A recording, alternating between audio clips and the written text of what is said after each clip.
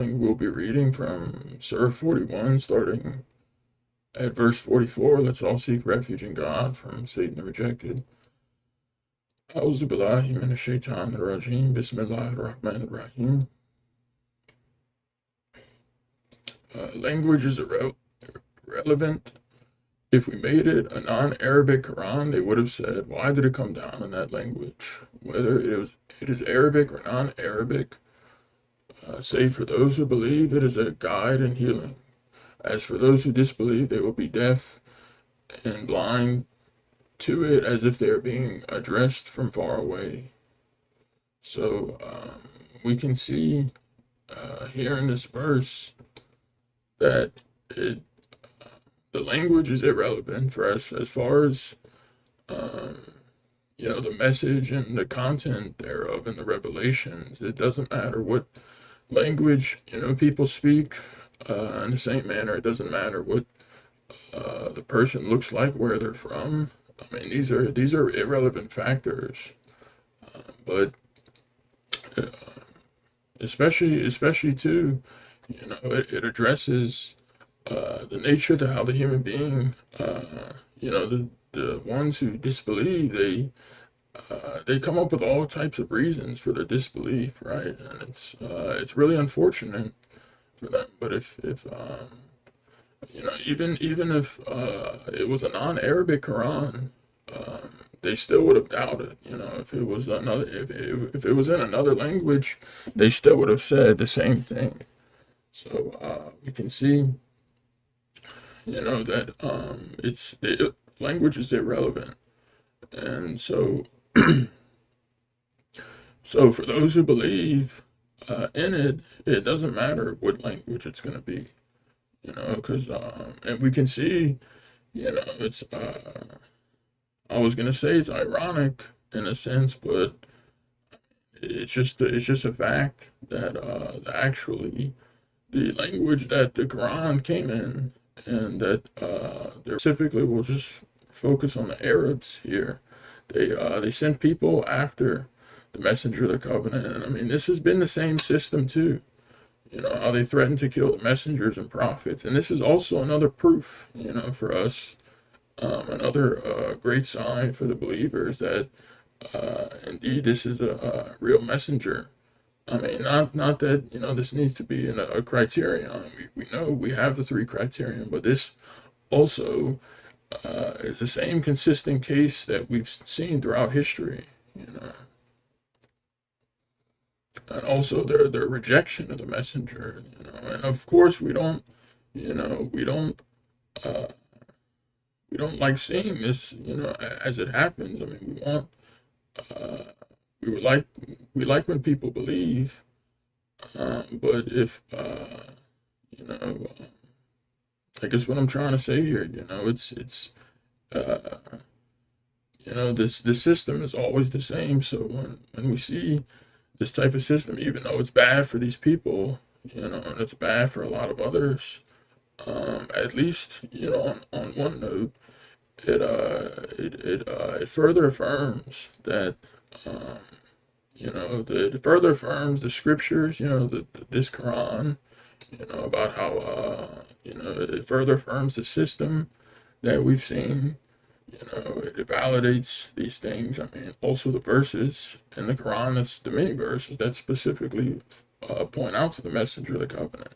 So in that sense, we can look at, I guess, that in a positive sense, that I mean, all aspects of the prophecy is being fulfilled. And also other.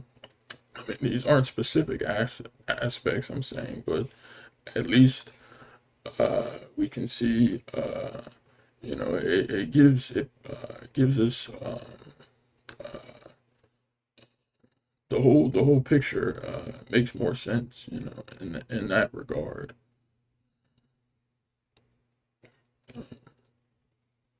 About the Arabs' disbelief, and especially the limits that they've taken it to today. Uh, we have given Moses the scripture, and it was also disputed. If it were not for your Lord's predetermined decision, they would have been judged immediately. Indeed, they harbor too many doubts. So yeah, just kind of like what I was saying. It was it's the the messengers, the prophets. It's always the same message, and invariably it's like most people end up, when you have fake messengers, these fake preachers, pastors, imams, muftis, rabbis, and so forth. That's what majority of people follow, and so this also further validates, you know, our messenger of the covenant. And just on that basis, not that we need this extra validation, but it's nice to see in that sense. But we have the proof that he came with, what he advocates, and that he doesn't ask for any wages. So it's always the same consistent system of God's true messengers.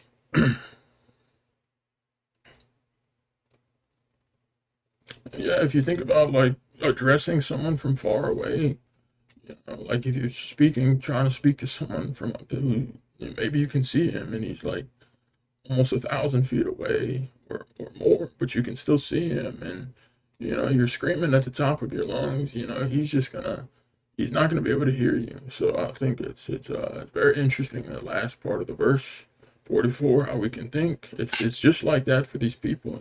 So they have the Quran, but they cannot get anything from it, because they're not sincere. They don't believe, or they don't even like the truth, right? The truth bothers them, and that's just too bad for them. You know, um, when God alone is mentioned, they don't like it. But when others are mentioned, that's what satisfies them. 46. Whoever works righteousness does so for his own good, and whoever works evil does so to his own detriment. Your Lord is never unjust towards the people. Idols disown their followers. With him is the knowledge about the hour end of the world. No fruits emerge from their sheaths, nor does any female conceive or give birth without his knowledge. The day will come when he asks them, where are those idols that you set up beside me? They will say, we proclaim to you that none of us bears witness to that. The idols they had idolized will disown them, and they will realize that there will be no escape. So, going back to 46, we're free to work righteousness. The human being, or the human being is also free to work evil. So that's part. It's part of the freedom of choice that we came down. That when we originally came to the earth, wanted to be tested in this regard. Right? So there's two paths we can take. There's God's path, which is the path to freedom and happiness and complete joy. And now in this world and the hereafter, and there's Satan's path, which is invariably based on lies and falsehood. You know, um, and so this is whether somebody chooses whatever path they choose, they cannot blame God. So, and that's why we know that God is never unjust towards the people. It's the people that wrong themselves and wrong their own souls. 47 as a footnote as well. So God has revealed this knowledge through his messenger of the covenant. So we're talking about the end of the world here. Um, with God is the knowledge of the hour. So and this you can see Appendix 25 for more details on this.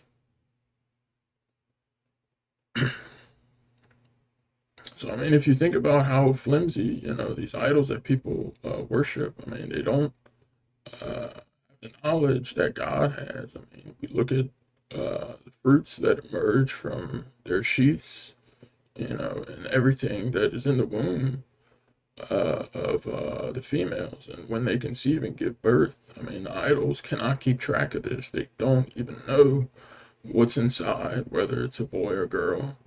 They don't know what fruits when they're emerging from their sheaths. I mean, they don't have knowledge or about any of this. You know, let alone are they even creating such things and designing it. You know, and maintaining it too. I mean, this is you can just go on and on, uh, fathoming, the awesomeness of God and like just pondering it and being in awe, just on that basis.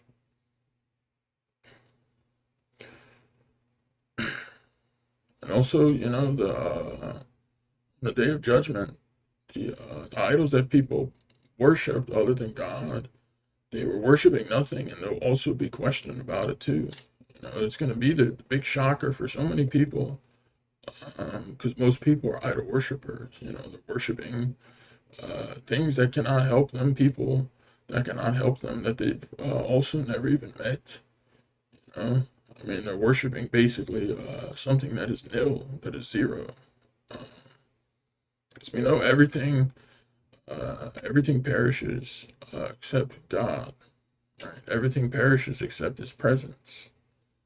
The fact that they didn't even create themselves or give themselves their own souls. I mean, this should be kind of common sense. If people really want to think about it and use their logic, how they're worshiping just these flimsy humans and human figures.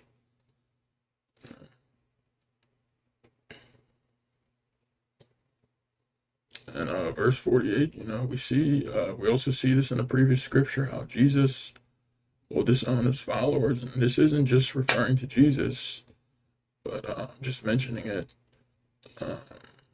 because it's relevant. I mean, the same goes with Muhammad. Muhammad will disown all of his followers, right? We see the blatant. And it's ironic too because it's extremely hypocritical of these Mohammedans and traditional Arabs. Same hypocritical with the Christians and stuff, but it's I think it's a little worse, kind of like how the messenger said, because they have the Quran, they have God alone in it, and especially I see a lot of traditional Muslims, they're making videos and comments and like making fun and laughing at the Christians, I guess rightfully so, for their Jesus worship and stuff. But somehow they think they're secure or safe or special because they're accusing these people of being idol worshippers. But Satan's already got their number. He's tricked them too into worshiping idols, and they don't.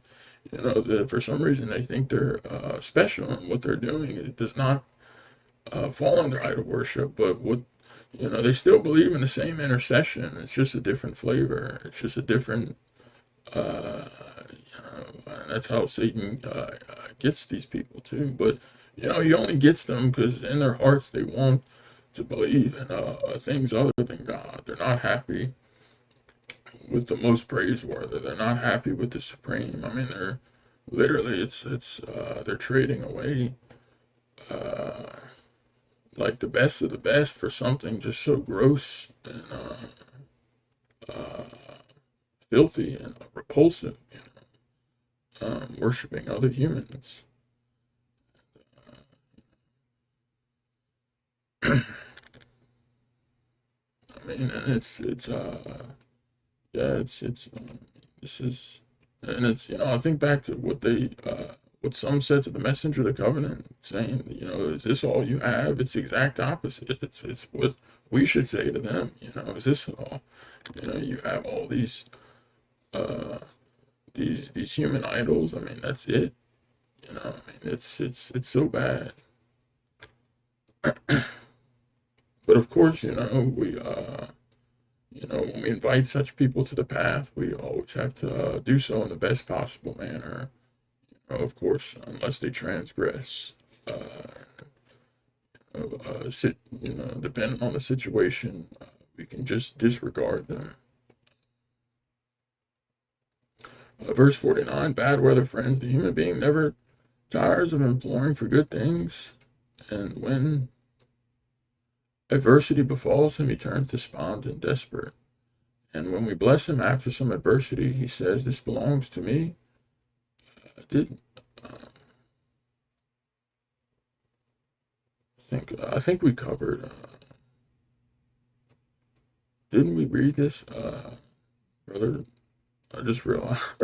Yes, yes. Okay, okay. Let me. Okay, I'm gonna.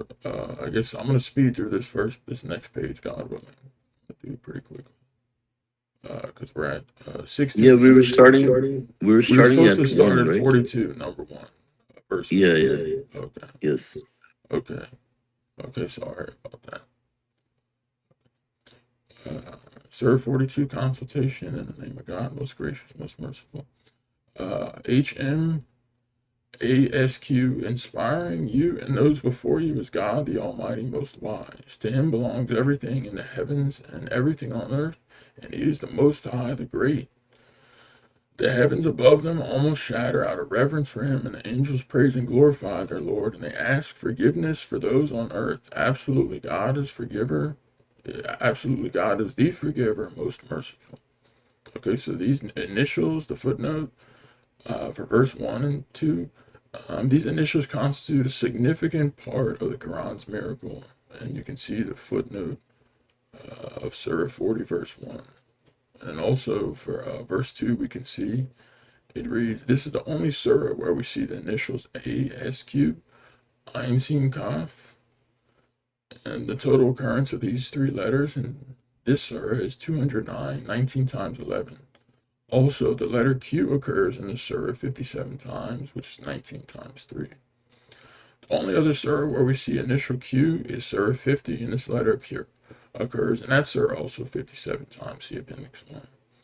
So both Q initial surahs each occur 57 times in two separate surahs, and then 57 and 57 add up to 114. That's a multiple of 19, and that's the amount of chapters in the Quran. Also, the word Quran in uh, the word Quran occurs in the Quran 57 times, subhanAllah. So that's also a proof. And then the so in Surah 50, when it says Q in the glorious Quran, glorious, I believe the Arabic word is al Majid, that occurs in the Quran 57 times too. Um, so that's also incredible. So it's from God, when you start looking at these things and how the design is. And there's some other extremely powerful, amazing things tied to these initials.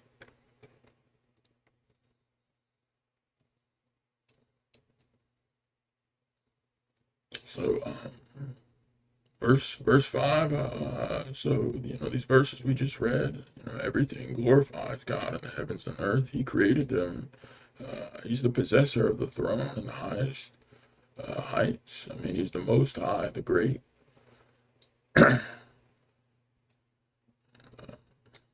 The heavens above them almost shatter out of reverence. I mean, we think about the stars and the construction of the universe, and about how just incredibly overwhelming, incomprehensibly overwhelming,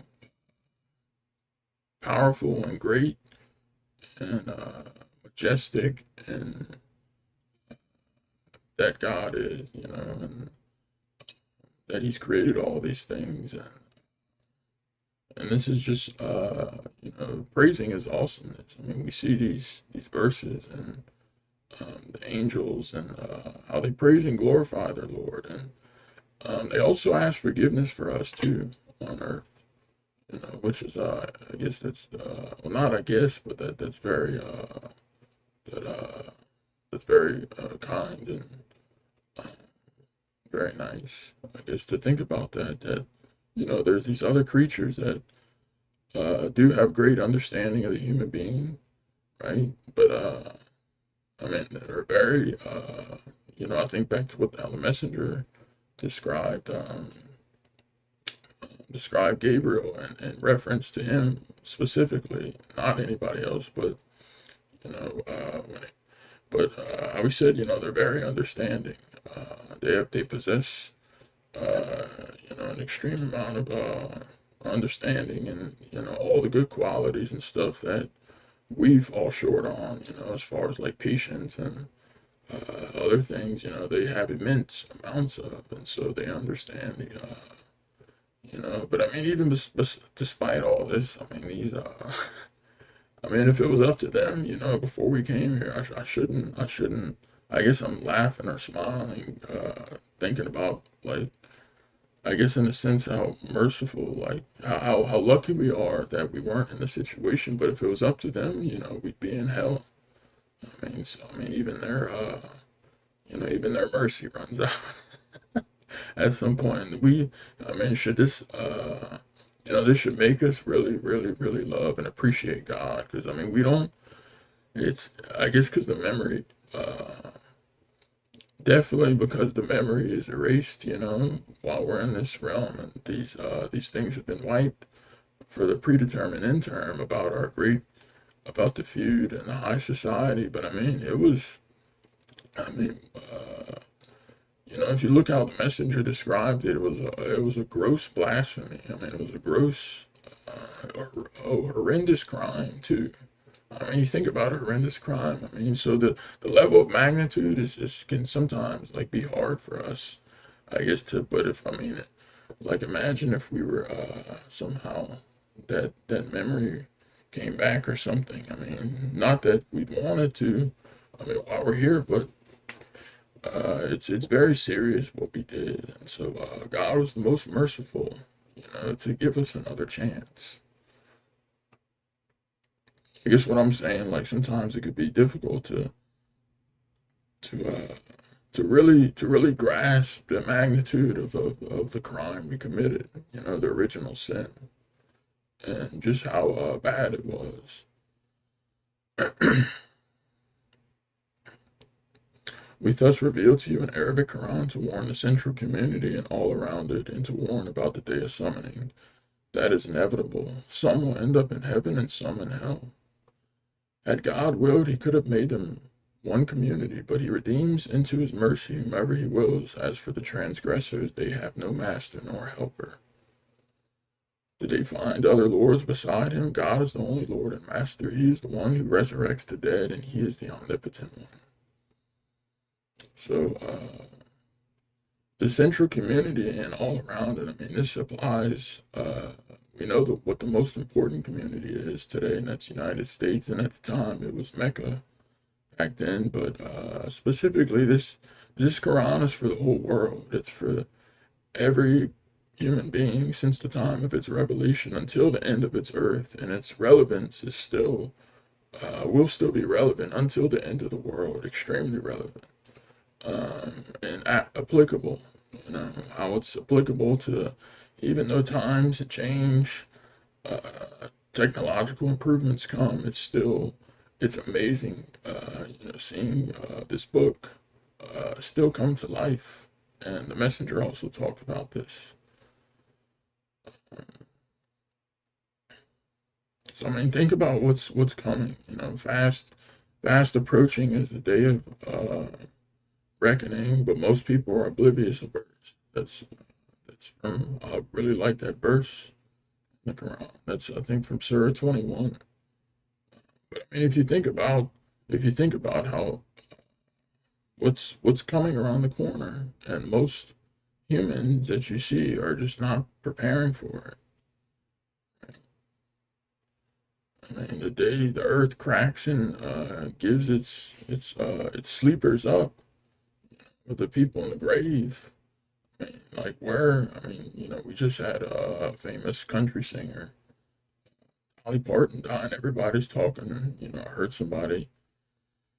I was talking with my coworker the other day, and I'm just thinking, like I saw a video. Some guy said that they'll be in the hands of Jesus and something. You can tell, like, they don't even believe this stuff. They know, probably subconsciously, they know it's crap. They know it's garbage. Excuse me for my language, but it is. So they themselves, they have no certainty about what they're saying. And I mean, just imagine, the people that don't reform. I mean, they're going to be in the worst position. But I mean, you look at like these people and these examples that we see. I mean, what did they accomplish? Like what? Like I mean, even people I've talked to, like I asked them, like point blank, like after talking to them, like you're not, like like you don't, like they're older. I feel this individual's a bit older, and I said, you're not concerned like with what's after death. They're just like, oh yeah, we live, we die, and like everybody, we're gonna get old and life goes, just kind of, and it's just like shocking to me. I'm like, you don't.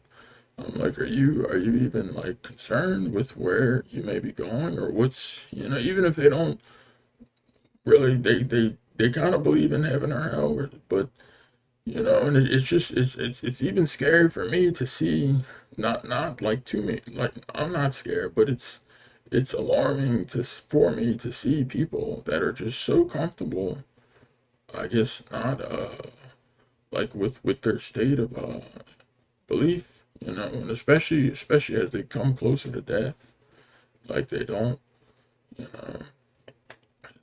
So I mean, this is but without God's guidance and mercy, the all of us would be left just be like this person I'm talking about that doesn't even care.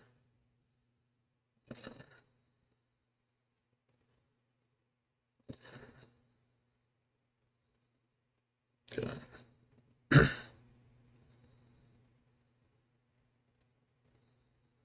Uh, Verse 9, did they find other lords beside him? God is the only Lord and Master. He is the one who resurrects the dead, and he is the omnipotent one. If you dispute any part of this message, the judgment for doing this rests with God. Such is God, my Lord. In him I trust, and to him I submit. So the people who dispute um, part of this message, the judgment rests with God. So people who would distort or twist the Quran and try to extricate certain meanings to further uh, validate lies that they're promoting, things that like they're promoting idea that the Quran alone is not enough, the Quran is incomplete, even amongst submitters. And there's not a single submitter that would tell you, quote unquote submitter, that would tell you, like, no, they would, but they actually are promoting this idea heavily, but they just don't see it, you know, because if you may not say something directly, but you can still, um, promote something by virtue of something else, So that's, the idea that coming up with innovations, like I think we were talking about some of these things we've seen um, amongst other submitters that are changing the afternoon prayers and promoting uh, religious, satanic, blood ritual, uh, yeah, I mean, almost sacrificial type rituals like circumcision.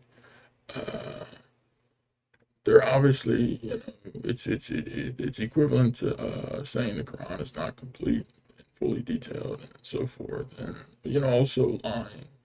So I mean, as we see these, the judgment ultimately belongs to God in this matter, and that's why when we know when we follow the Quran alone, and everything that the messenger has instructed us to, follow the path of God and the path of the messenger in context of what he is saying and the message he brought, which is this purified message and this purified Quran.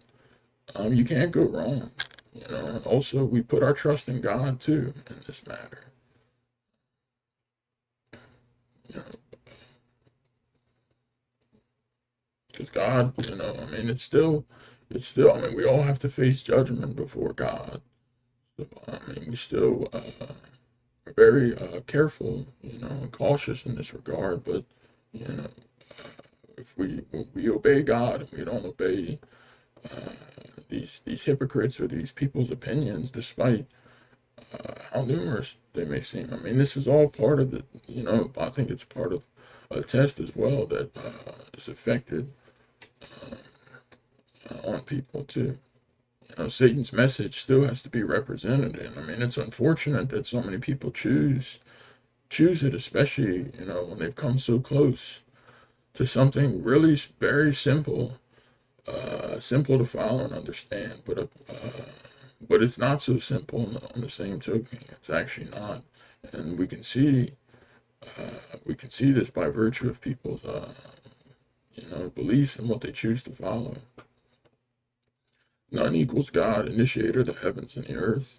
He created for you from among yourselves spouses and also for the animals. He thus provides you with the means to multiply. There is nothing that equals him. He is the hearer, the seer. To him belongs absolute control of the heavens and the earth. He is the one who increases the provision from wherever he wills or reduces it. He is fully aware of all things.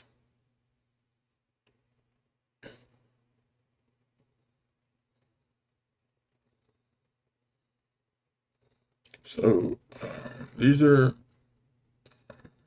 if you try to count the blessings of God, you can never encompass them.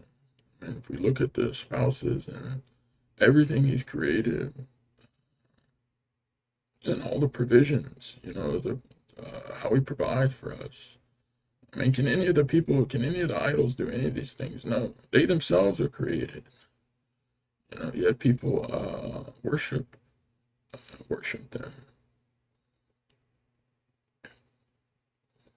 And also, verse 12, this reminds us, and we have to all control, absolute control, belongs to God alone. Of the heavens and the earth. What's happening on Jupiter. What type of storm. What's going on. How many sand particles that are in that storm, and the exact coordinates. Of each particle. I mean, this is just, you can just go on like this forever and not never get bored. Seriously, like you can then move on to, Pluto or Uranus or Neptune and think about, all these interesting things happening that God is fully aware of that we have no idea, what's going on. And then, you can move on to the inside of these planets and just, I mean, then we haven't even got outside the solar system or even covered the entire solar system. So, I mean, the idols can't do any of these things. They can't keep track. I mean, this is just how awesome God is. And, I mean, we can even think about this on the earth too. I mean, just our eyesight that He's controlling and giving us, and that God is doing everything. So He controls the provisions. We really have to remind ourselves and remember this. Because if we think other things or people can influence or control provisions, this is idol worship. We're gonna miss out on the best abode if we don't get this right. I mean, this is God is running everything. This is the messenger said it sheds a whole new light on submission. Because when something happens, to you or around you that might want to make you an objector, you're immediately gonna remember that God is controlling every situation. He's aware of what's happening. He's doing everything. Uh, He controls what's happening, when it's gonna happen, where it's gonna happen, the outcome. So the only thing that we need to concern ourselves with is happily submitting, and then you don't care what's happening because you're satisfied because the most praiseworthy, the most powerful, the most honorable Lord is handling all these things. So I mean, who better? I mean, to do all this, and the answer is no one. And so we can rest happy, right? Rest assured and relax, like relax, fully rested, knowing that God's taking care of all these things for us. We just have to do our part. 13, only one religion. He decreed for you the same religion for Noah and what we inspired to you and what we decreed for Abraham, Moses, and Jesus. You shall uphold this one religion and do not divide it. Monotheists versus idol worshippers. The idol worshippers will greatly resent what you invite them to do. God redeems to himself from whomever he wills. He guides to himself only those who totally submit. So it's the same religion, and you tell the Christians, the Mohammedans, the Jews about this, and they would greatly resent it. But, as submitters, we don't care. We worship God alone without blame, without caring, even if they dislike it, even if you share things, and, whether it's amongst your friends on social media or you're sharing things with people you don't know, online, or you're doing your prayers and stuff, we don't care what they think, because God is the only one that we concern ourselves with as far as how we're doing and making sure that everything we do is pleasing to him.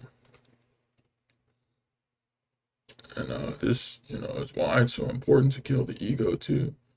We're not worried about what people think and such.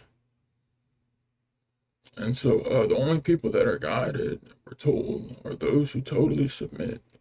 So it kind of goes back to what I was saying earlier. We have to complete submission, and not just in some situations, but in all situations. If we want to be saved and make it back to God and have a happy and easy life. Ironically, they broke up into sects only after the knowledge had come to them due to jealousy and resentment among themselves. If it were not for a predetermined decision from your Lord to respite them for a definite interim, they would have been judged immediately. Indeed, the later generations who inherited the scriptures are full of doubts. So this is saying a lot here, but just I need to speed things up. But obviously, people who would have something so sacred as God's revelations and literally break themselves up into sects over resentment and jealousy. I mean, these are not believers. These are must be really evil people. Because instead of just being grateful for the message and being happy for the guidance, especially knowing that there's so many disbelievers and idol worshippers and so many people off the path, and that and somehow like the knowledge comes to you and God's revelation, and then you still cast them away, due to jealousy and resentment by breaking up, dividing the religion, and and I mean we still see this unfortunately, even within submission, people break up, into but this specific verse is also referring to generations too that later inherited the scriptures. I mean, we see this too with probably the Christians at the time that were jealous of the Quran. Instead of being happy and grateful for a scripture that confirms their previous scripture, confirms specifically the truthful parts and dispels of the nonsense and the falsehood. Instead of rejoicing over something like that, they actually get upset. And I mean, it doesn't make any sense. But people like that weren't believers in the first place. Those were probably shallow, on the surface believers that were just doing it for show. And when something like this happened, and that caused them to get upset, and divide themselves, it's because someone who really believes and is happy is not gonna even care about these. They're not even gonna think about. They're just gonna be happy for the revelations and seek, only seek their Lord. Only seek the path back to God. And this is and be appreciative for it instead of being unappreciative and rejecting it over such things. Message to the Christians and the Jews, verse 15. This is what you shall preach and steadfastly maintain what you are commanded to do, and do not follow their wishes. Okay, so we can see, in context of the previous. Continuing, and proclaim, I believe in all the scriptures sent down by God. I was commanded to judge among you equitably. God is our Lord and your Lord. We have our deeds and you have your deeds. There is no argument between us and you. God will gather us all together. To him is the ultimate destiny. Those who argue about God after receiving his message, their argument is nullified at their Lord. They have incurred condemnation and have deserved a severe retribution. God is the one who sent down the scripture to deliver the truth in the law. For all that you know, the hour of judgment may be very close. Verse 18, I really like this verse. The believer is mindful of the day of judgment. Uh, Challenging it are those who do not believe in it. As for those who believe in it, they are concerned about it, and they know that it is the truth. Absolutely, those who deny the hour have gone far astray. So these are some heavy or some very good verses, but I just really need to speed things up.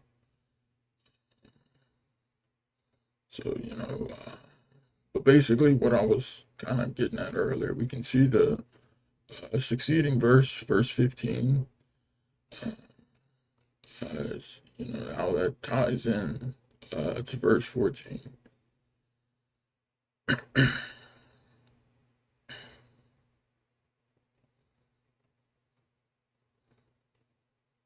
And so, the believers are mindful, like verse 18, the ones who don't believe in it are going to challenge it, right?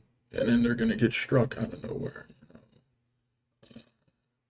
When it does happen, they'll be totally shocked. But for those who believe in it, they're concerned about it. They're not just moving through life, not uh, taking it into effect. In fact, their mindset, they're conscious of the hour, and their life is going to be based around everything. It's going to be based around preparing to meet God and fulfilling their covenant. Now that we know, now that we all know, submitters, and we know why we're here, with this Quran, we know where we came from and how we made the covenant. So the believers are going to be concerned about it, and this is how we have to be, And so when it comes time to prioritizing your time, Quran studies and stuff, I mean, this is gonna take things like this are gonna be easy, and not that you're afraid of like, oh, I might get zapped or something if I don't join. No, you're gonna want to come to Quran study because you're gonna want to learn. I mean, this is just an example, but you're gonna want to learn and hear, uh, other people's perspective, and each study, just like the contact prayers, maybe not to the same degree, but they're ropes that pull you out of the sizzling pan, the world, like all these things, and yeah. So I mean, this is but in the bigger light, I mean, it's our entire lives, should be. This is something we should, now that we know, we should be concerned about it. Verse 19, God is fully aware of all his creatures. He provides for whomever he wills. He is the powerful, the almighty. Whoever seeks the rewards of the hereafter, we multiply the rewards for him. And whoever seeks the materials of this world, we give him therefrom that he receives no share in the hereafter. So this is, you know, this is like the best, and really the true reward is God, and His awesomeness, and God willing, aiming to be as close as him, and have eternal existence with God in the hereafter. It's not these flimsy, things that come and go in the world. And so, uh, we're all going to view our record, and we want to make sure our record is good, in this sense, right? That we, when we look back, that we, you know, we're satisfied with our record, and that we, uh, sought, sought the rewards of the hereafter. Not that we, can't look forward to like other things, that are nice in paradise. All the allegories that but we should understand that the real reward is God, because He's the one who created all these things in paradise, and also all the everything, heaven, hell. I mean, everything on this earth, and it's all from Him. He's the source of it all.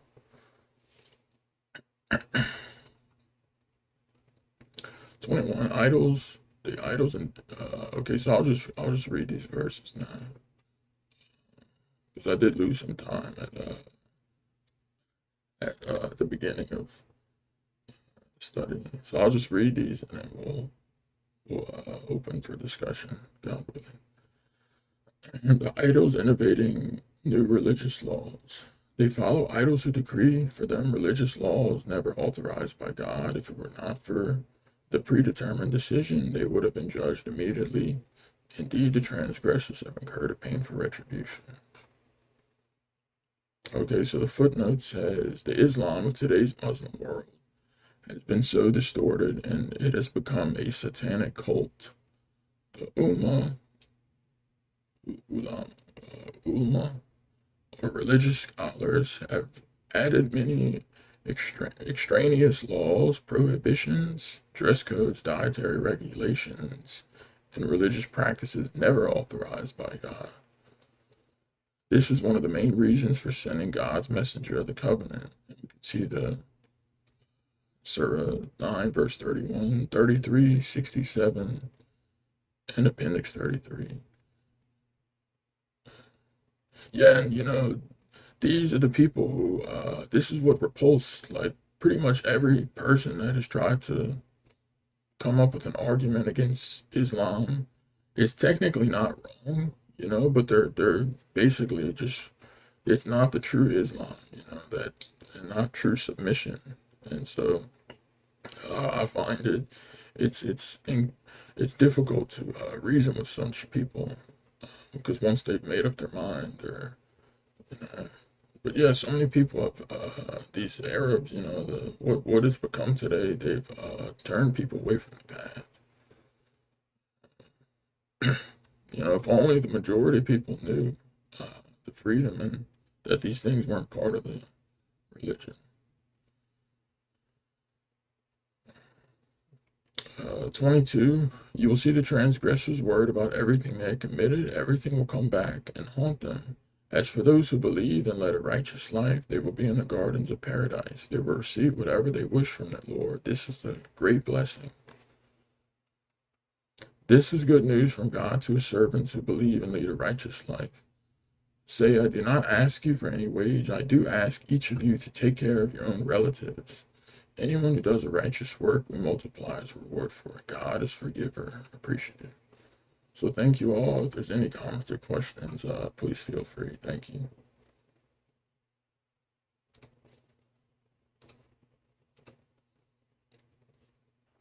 So thank you, brother. Good study, Michelle. Mashallah, thank you.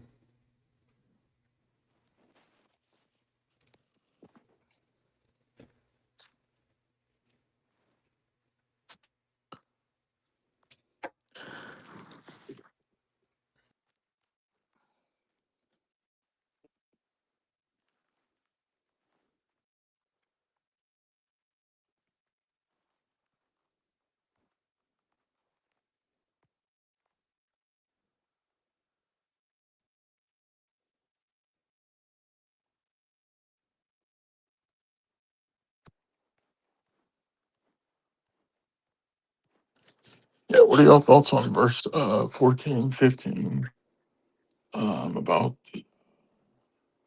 and 16, about the message to the Christians and the Jews, Mm-hmm. and the type of responses we've seen throughout history, and even after when the Quran was revealed and such. What do you what do you mean about the one for the Jews and the Christians in particular? Like, So when it said um, verse 15, it says message to all the Christians and the Jews, and mhm. how what we're supposed to preach and Oh, right, right, maintain, right. and do not follow their wishes, and Mm-hmm. proclaim, I believe in all the scriptures sent Right. down by God, and there's no Mm-hmm. argument between us, and so forth. Mm-hmm. And in verse 16, Right, I right, think right. also kind of like, I guess like it could tie into that. Mm-hmm. Right. Yeah, so I mean, for verse 14, um, where God says, ironically, they broke up into sects only after the knowledge had come to them due to jealousy and resentment among themselves. Talking about the idol worshippers, um, right? So we can see we have, the most prominent sects among the Muslims, for example. You have the Shia sect and the Sunni sect, and then you have in Christianity, you have Catholics and Protestants, and then in Judaism also, you have sects uh, of sorts, and I think it's even worse than Islam and Christianity. The amount of division, for example, that you would see across different synagogues. Like they all hate each other and stuff. But Oh, really? yeah, I I don't. mean, I've heard from some people who are more seem to be more familiar, you know, on Judaism, or living in Los Angeles, for example, like where there are lots of Jews. Yeah, you would think that you're not. So, I was always thinking that they're united, like they're very. But mm, that's so interesting to hear. yeah, I didn't realize that. right. Yeah. And so what I wanted to say was, I know also you mentioned regarding the submitters, you said unfortunately happened in submission too. And I just wanted to say that, yeah, I mean, I agree that, it is unfortunate for these people that eventually, get off the path and, start to deviate and start to create innovations and basically divide themselves, right? But I think there's also something that needs to be spelled out for people who are probably um, and not looking at another aspect of this, which is, as the messenger of the covenant also speaks about, is some of it being a good thing. When it comes to the believers, for example, you see a lot of people, like trying to invite everybody who has different quote unquote understandings about religion, and they're like, oh yeah, you have different understanding, I have different understanding, but we shouldn't be divided, we should all be united, we should all be together, so like that takes away from the whole idea of being united on something, like God says we should be united on monotheism. In fact, and following up to your second question about the Jews and the Christians, this is what we are inviting them to also, like let's us come to a common understanding that we can all agree on, that we will worship God alone and no idols, and we move from there basically, right? So it's not to say, for example, that okay, you want to have a bunch of other laws, you continue doing those laws as long as you agree that there's only one God. It's saying that okay, let's come to a logical conclusion that we all religions, we all believe in monotheism and worshiping God alone, and then we move from there, like we study it, we evaluate it, and we read everything, and then come to the one common understanding, right? And that is the unification and the purification that the messenger of the covenant had been sent with, to bring people to that, right? With the Quran translation and the English authorized English version, with everything that we see. I mean, the whole idea is to bring these people to one common ground, right? So, but the thing is, when people break into sects and slide out, basically they're hypocrites dropping out and dividing themselves.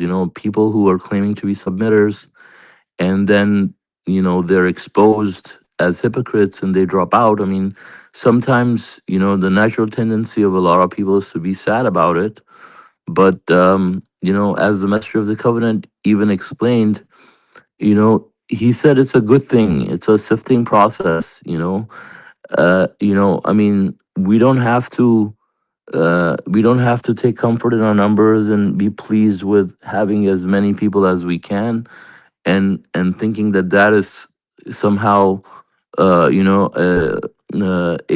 vindication of us being on the right path. We have to side with God. Even we have example of Moses, being left with only two believers. Now Moses was a messenger of God. He was doing everything right. The fact he was only left with two people, two believers, it doesn't mean that they were on the wrong path. Kind of reminds me of our group. Like, we are so few right now. And people would say, look at us and say, well, look, I mean, these people are exclusive, exclusivist or whatever. Like, they just want to be exclusive, and they want to be inclusive, and they're so harsh, or whatever lies they come up with, right? But the idea is that, I mean, the purification happens, the stratification happens, um I mean, I'm trying to remember the word that the messenger of the covenant used. Is he said it's a It's sifting healthy. process, right? Yeah, he said it's very healthy. Yeah, and it's very healthy. It's a good thing, and God says that, if you lose one person, like, you shouldn't. God will substitute it for someone better. Like, if one person leaves, the messenger says, like, God will allow like two other believers to join or whatever. But ultimately, at the end of the day, it's not about quantity. It's about your quality. It's about the consistency. Like, god has God wants us to keep our religion purified, and to not allow any kind of impurities and innovations and idol worship to creep in. As we can see, as you read the verses today about these people that are worshiping these idols, that they break up into sects, based on different idols that they're telling them to do this or that, right? Based on that, they have divided into these sects that are they're following idol worship. So we shouldn't be like that, right? And so, to go back and answer the question you asked about, the unification of for Jews and Christians, we asked them to join us on the same common ground. We ask all the people who believe in God, Jews, Christians, Muslims, whatever, to come on the same common ground, that we should worship God alone, that we will not set up idols, right? And a natural realization of this basic principle, brings us all to the final testament, brings us all to worship God alone, and brings us all to follow, the only source, which is the Quran, right? Because it supersedes all previous scriptures, right? So it doesn't mean that they all continue to follow their own paths. It means that they come to one common path, tracing back the truth based on the monotheistic roots that are still found in the Bible, for example, like 90% of it being the truth that is still valid, and based on that, they come to the right conclusion, and we all become united as one, right? But the unity doesn't translate into compromise, right? God is not saying that you just go and compromise with them. Just tell them to come to your mosque, and they can continue to worship Jesus, or they can continue to observe the Sabbath, or go to the church on Sundays, and go drink the blood of Jesus or whatever. I mean, Yeah, none of yeah. that Eat is. his flesh and stuff like Yeah. this. That's what they talk about. Right. Yeah, but that you're exactly. I'll be doing them a great disservice, and I Uh-huh. would not be doing them a favor. Like, you'd be hurting Right. these people by Hmm. letting this Right. slide by. Yeah. And so, now you have these people that are saying, oh, no, you can do whatever you want. Let's just all be united. Like, they've lost the essence of what unity really means, what it means to be united. We're united based on our beliefs, we're united based on religion.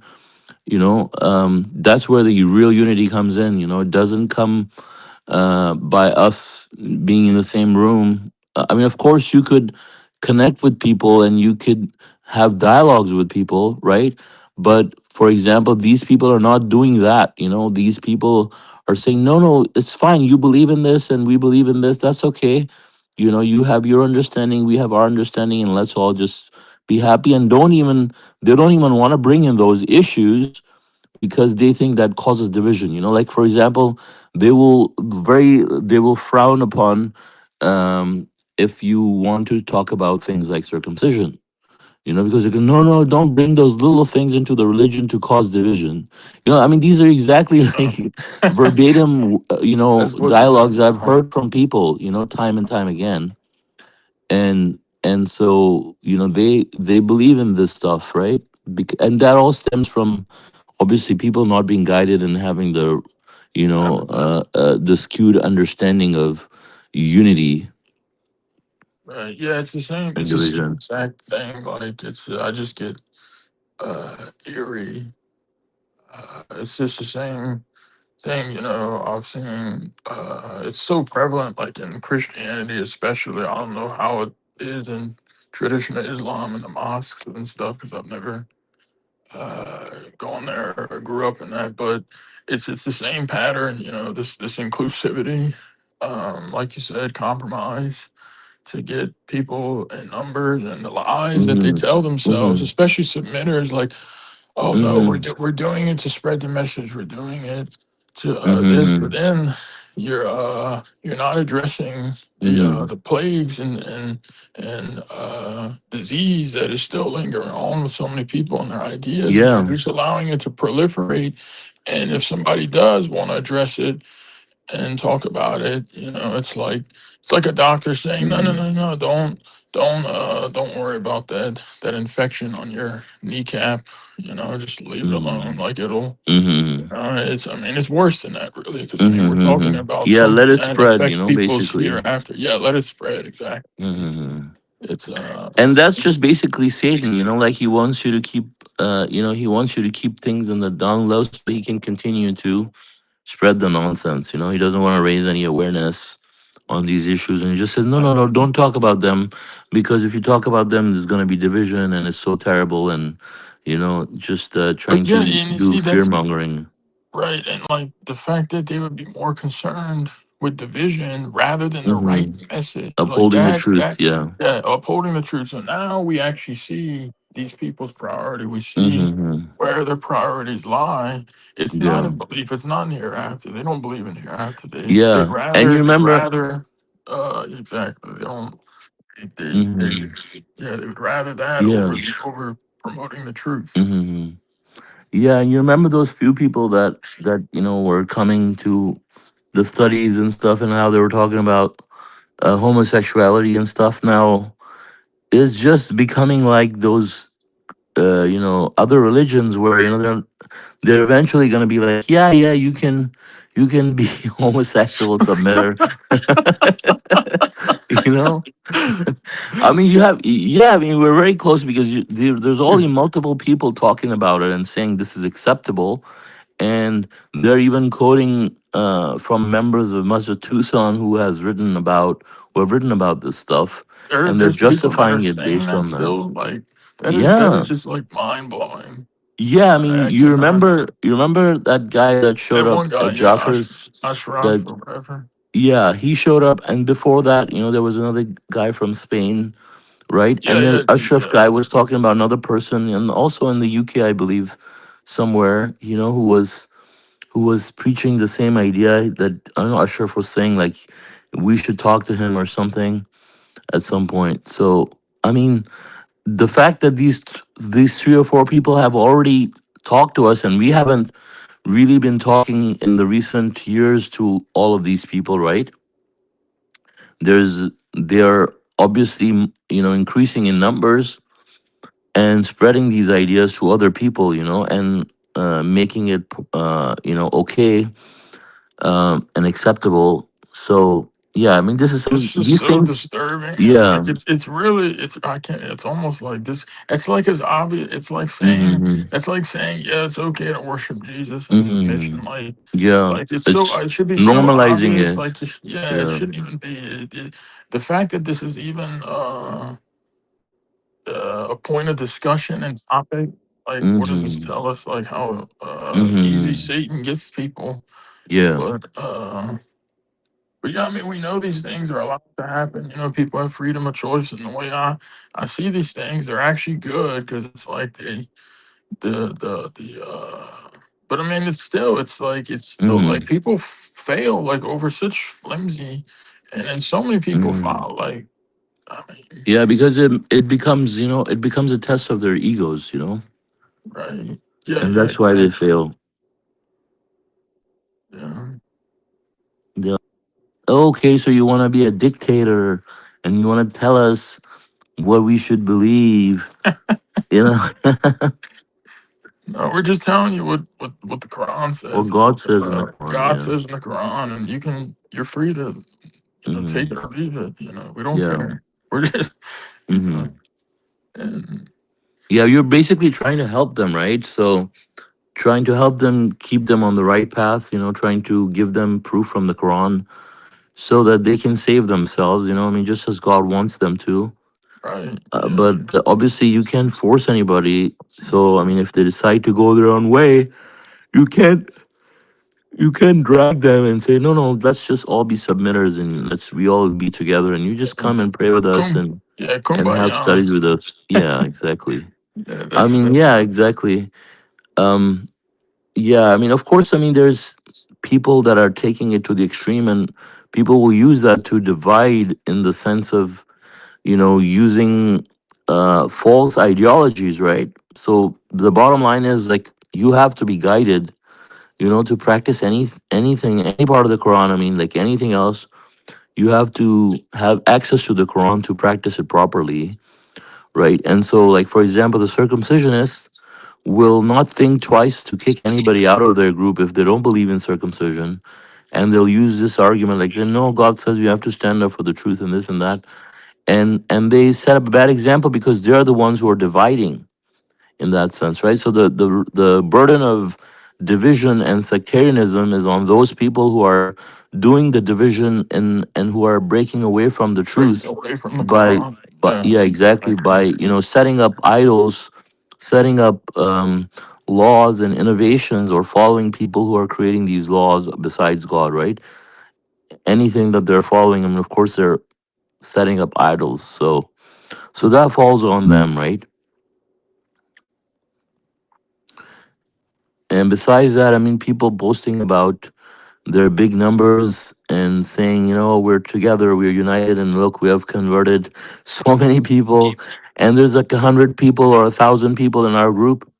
And then when you go inside the group and you see there's all kinds of people, there are people, there are false messengers, there are Jews in there, and there's trying to all convert kinds people to of, yeah, I mean, it's like, just socializing, there's this yeah. social function basically, and show off. Yeah, I think if the priorities are in the right place, Yeah.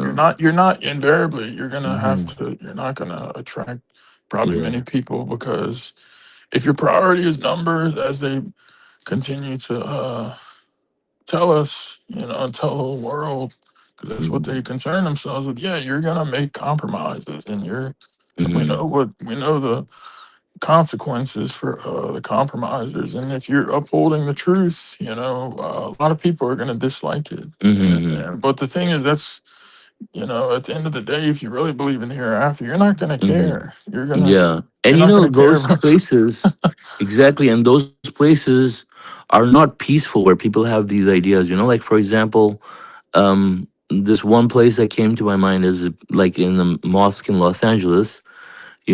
They have the same concept that no, you believe whatever you believe, I believe whatever I believe, and we can't tell anybody not to come to the mosque, and like we all come to the mosque, we're all brothers and sisters. And like the person who was in charge of the mosque and stuff, like he said, no, if God says, if you pray like me and if you give zakat like me, then you're my brother, like The doesn't matter traditional if you're a Muslims hypocrite. do. I mean, Yeah, yeah, but they doesn't do the matter. same thing. Doesn't Why matter. was Doesn't matter if you're a hypocrite, like yeah, if you pray like me and if you give zakat like me, like you're my brother, it's like completely based on like taking a verse out of context, context? Yeah, you know exactly. and so they have this concept, and they try to bring everybody together, and the only thing that comes out of it is chaos and animosity, and there's no peace. There's constant fighting and bickering and arguments going on, constant drama happening on a frequent basis. Like, compare that, for example, to our group, where we all like-minded. We come together, we study, we can focus, because we are all like-minded, and we have decided to follow the truth and not make compromises, right?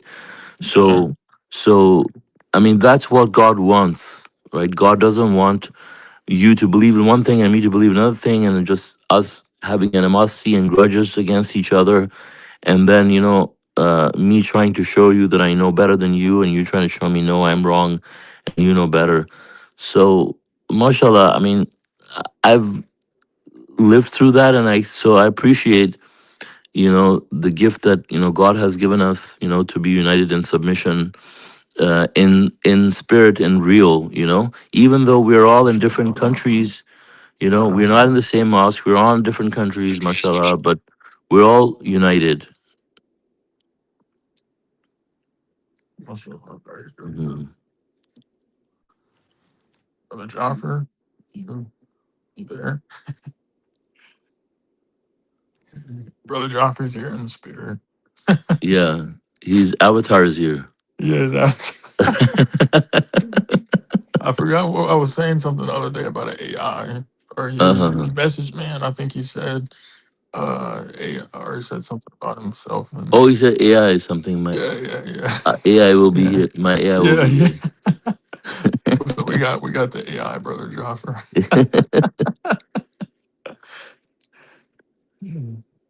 Yeah.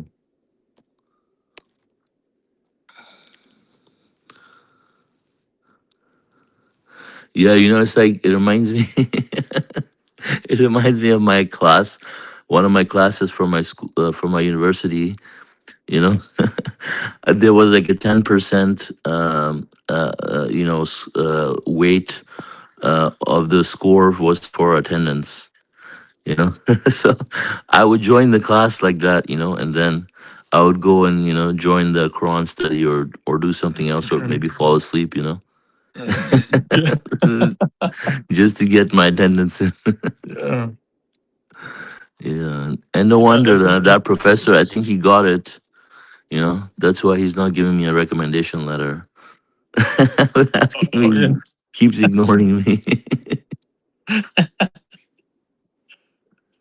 Yeah, there's some, yeah, that like, especially Mhm. the yeah, they take that. Some don't care, and then Mhm. some do. Yeah,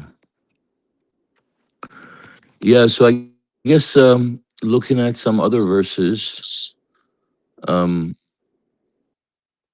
God. I mean, we didn't we didn't study the verse about consultation right now, right? I don't think we got to Yeah. that, right? Yeah, I think that. No. Oh, wait. Yeah, we didn't. Yeah, traits of the believers. That's towards the end, after verse 37. Yeah, but mashallah, the title of this chapter is consultation.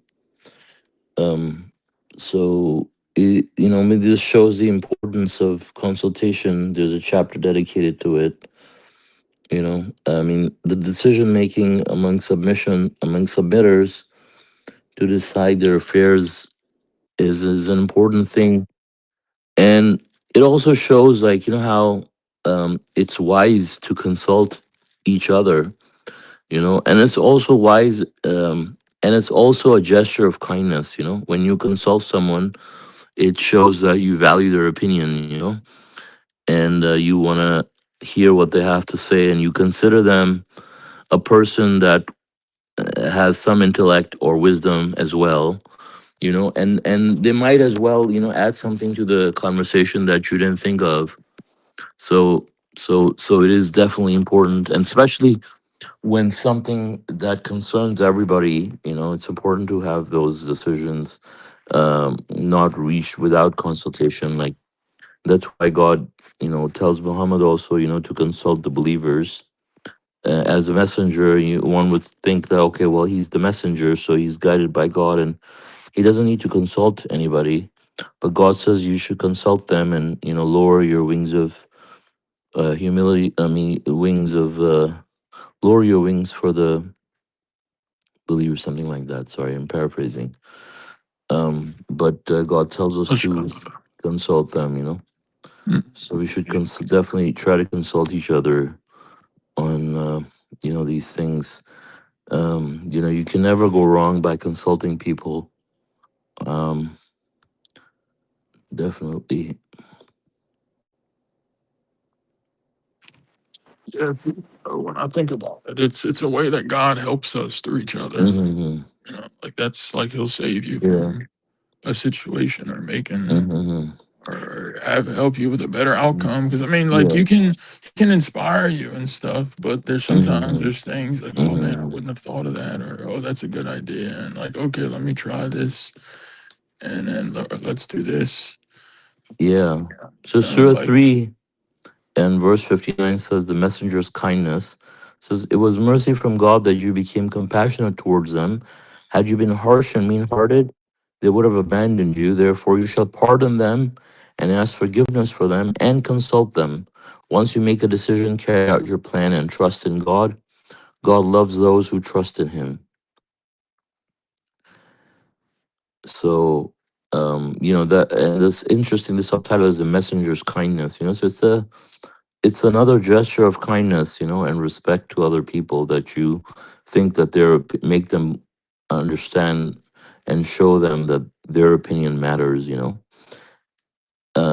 this could be God. This, as you're following God's command and doing that, God can help you, um, gain the right perspective and make the right decision and protect you in ways that, for example, if you didn't consult, you could overlook a bunch of things, and it helps you just reach a more intelligent conclusion and make the right choices at the end.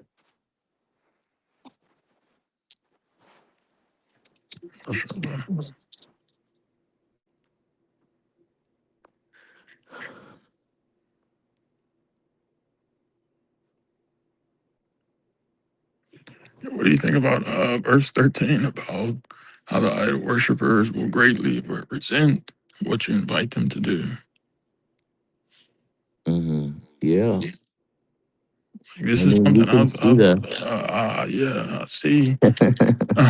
Like, kind of even on a personal basis, it's not, I guess, as Hmm. maybe. I mean, I guess it's a case by case sometimes. Like for Hmm. me, like for the Yeah, but it's like yeah, we across can the see. board, it's a lot. It's getting worse. Yeah, we can see how it manifests itself in case of the messenger of the covenant, that they greatly resented it, resented it so much that they ended up assassinating the messenger. Yeah, You know, so you can see that how much they resent it. yeah. Like they go to that extreme Hmm. about that's. I didn't think about it like that. Yeah. I would say the same. Like, if you go to Pakistan, they'll resent it so much that they will kill you. Yeah, that's like on a whole nother level. Like I Yeah, guess. Yeah. yeah. I mean, it makes the Christians look like angels. Right. Yeah.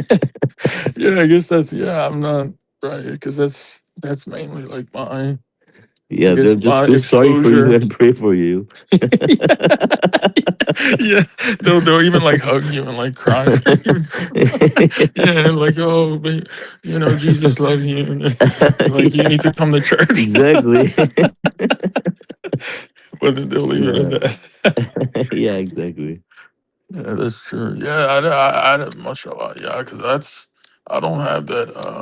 Hmm. I mean, thank God. But it's very good to hear about. Like Hmm. that stuff. And like it makes you appreciate. I Hmm. guess Yeah. like where we live, and we don't have Hmm. to. live in those Mm-hmm. countries, but in the Yeah. Middle East and stuff too, where Mm-hmm. uh, Yeah. how they treat people. Right.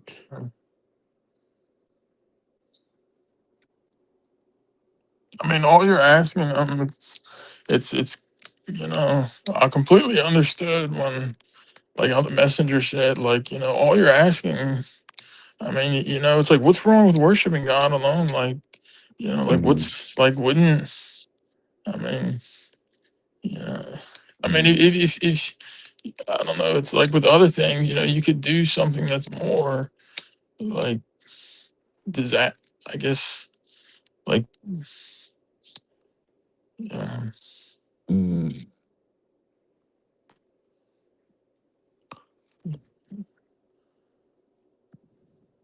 yeah, I guess that's it's an just shows us how dedicated people can be to their Mm-hmm. idols. Yeah. To even like the Quran says, to the point of killing their own children. Mm-hmm. Like how with the Yeah. pain that the idols can Mm-hmm. uh, inflict upon. Mm-hmm. That's correct. Yeah. Also, I was thinking about verses 18, 19, and 20, right? God is reminding us to be mindful of the day of judgment. People, of course, get concerned about things of this world, and this is bringing our attention to whether we believe in it or not. If we don't believe in it, of course, we're not going to think about it. And of course, people who actually believe in it will actually be mindful of it and will think twice before any action that they take, especially in verse 20, where God says, whoever seeks the reward of the hereafter, we multiply the rewards for him. And if you're seeking the materials of this world, I mean, naturally, if you're not thinking about the hereafter, you're thinking about this world and you're just seeking the materials of this world, right? But anybody who is actually mindful of the day of judgment, it is so important that, of course, then God will make it so that He will multiply the rewards for him by making him, think about the hereafter, making him do good deeds, you know, because he reverences God and he is reverencing the day of judgment and being held accountable. And so God multiplies the rewards for them, so that's a big incentive for us to remember to be mindful in this way. Yeah. Yeah, yeah, it's so much like what's the hereafter is so much better. Like, Mm-hmm. I mean, it could be, but on the same Mm-hmm. token, but Mm-hmm. there's two destinations, and so, Mm-hmm. but yeah, like it's the rewards are better than anything in this world, and Mm-hmm. it's. I heard you, I heard you say this in a study a while back, and I never told anybody. Like, I always kind of thought the same thing, but I think it was about Adam. I think when Satan went to Adam, about preventing them from getting eternal existence, and I think you said something along the lines like they already had that, to begin with.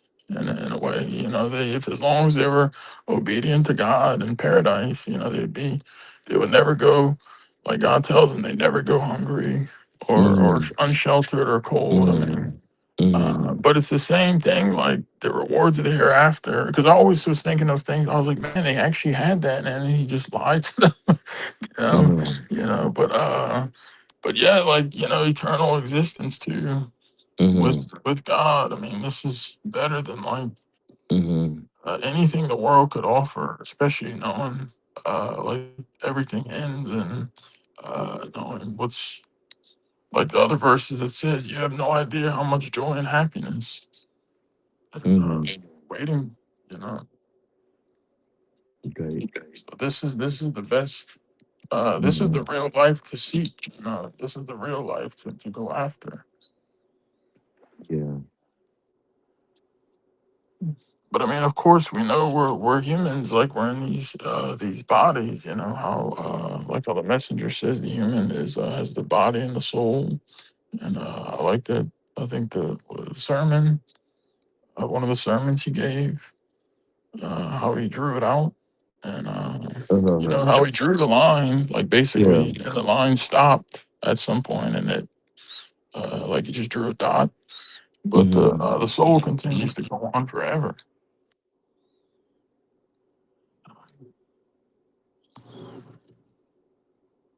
But yeah, like we have the like how the veil, like in Surah 50, I've been uh like thinking about Surah 50 because I've been writing or making a few songs, uh, but like how it Mm-hmm. says the So, veil's now removed, your vision is as strong as steel. So, mm-hmm. like really thinking about it, it's like, yeah, like that's part of, how like the test is, how Yeah. we believe in the unseen and Mm-hmm. stuff. And we can't even Mm-hmm. imagine like what type of veil, because it seems very real. Like, I mean, Mm-hmm. you think about our five senses, like, man, how do you get more real Yeah. than this? You you know? you're you're Like, how making do a you get, song about my company, Steel Vision. yeah, yeah. Steel vision, yeah, So, for yeah, sure. God willing, I'm planning on registering it under this name here. That's good, yeah. Yeah, yeah, God willing, I'll do that soon. Yeah, inshallah. Hmm.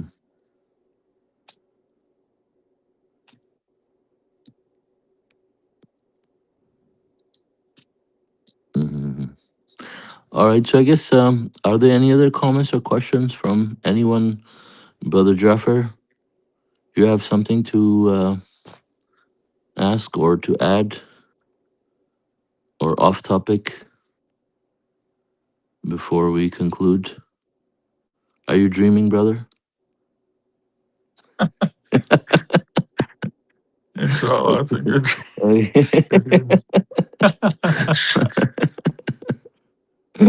He's not on Earth right now. His soul is somewhere. Okay. All right. So I guess yeah, if there are no other comments or questions, God willing, we can conclude the study. Thank you, Brother John, for leading the study, and thank you everyone for joining us. God willing, our next English Quran study would be on Saturday at 9:30 a.m. Pacific time.